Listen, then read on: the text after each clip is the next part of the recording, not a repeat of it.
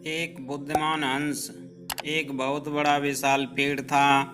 उस पेड़ पर बहुत सारे हंस रहते थे। उनमें एक बहुत सयाना हंस था, बुद्धिमान और बहुत दूरदर्शी। सब उसका आदर करते, ताऊ कहकर बुलाते थे।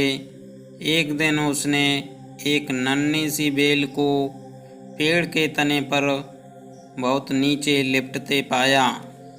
ताऊ ने दूसरे हंसों को बुलाकर कहा, देखो, इस बेल को नष्ट कर दो।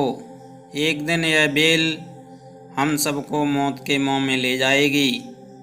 एक युवा हंस से हंसते हुए बोला, ताऊ, यह छोटी सी बेल हमें कैसे मौत के मुंह में ले जाएगी?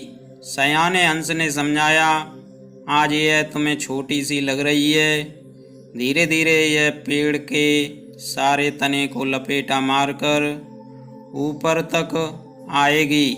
फिर बेल का तना मोटा होने लगेगा और पेड़ से लपट जाएगा। ऐसे में पेड़ पर चढ़ने के लिए नीचे से ऊपर तक सीढ़ी बन जाएगी। कोई भी शिकारी सीढ़ी के सहारे चढ़कर हम तक पहुंच जाएगा और हम सभी मारे जाएंगे।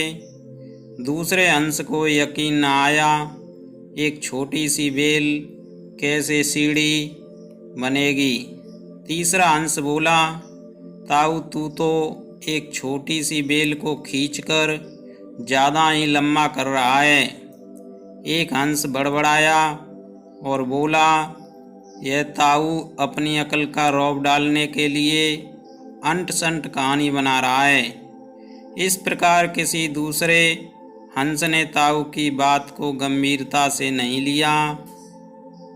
इतनी दूर तक देख पाने की उनमें अकल ही कहाँ थी। समय बीतता रहा, बेल लिपटते लिपटते ऊपर शाखाओं तक पहुँच गई। बेल का तना मोटा होना शुरू हुआ और सचमुच ही पेड़ के तने पर सीढ़ी बन गई, जिस पर आसानी से चढ़ा जा सकता था। सबको ताऊ की बात की सच्चाई सामने नजर आने लगी, पर अब कुछ नहीं किया जा सकता था, क्योंकि बेल इतनी मजबूत हो गई थी कि उसे नष्ट करना हंसों के बस की बात नहीं थी।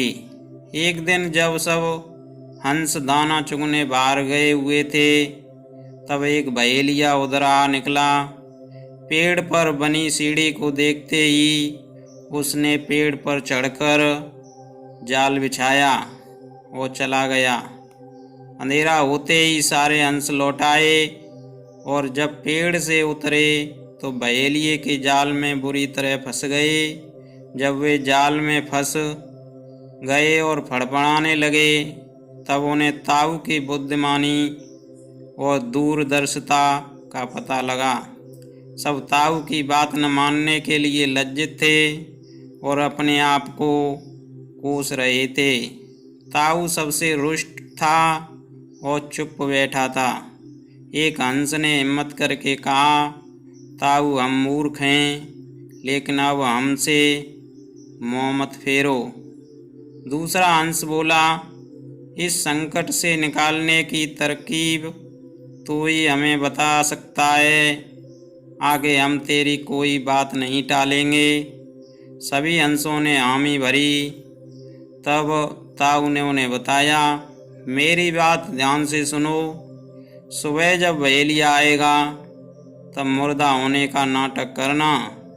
बहेलिया तुम्हें मुर्दा समझकर जाल से निकालकर जमीन पर रखता जाएगा।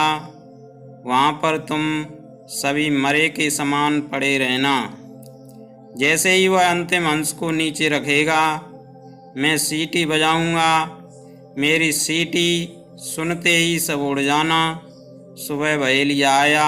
हंसों ने वैसा ही किया जैसा ताऊ ने समझाया था। सचमुच बहेलिया हंसों को मुर्दा समझकर जमीन पर पटकता गया।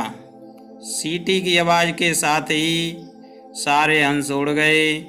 बहेलिया चुपचाप होकर देखता रह गया। शिक्षा।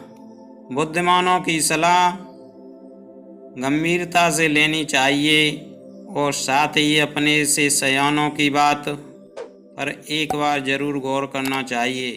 धन्यवाद दोस्तों।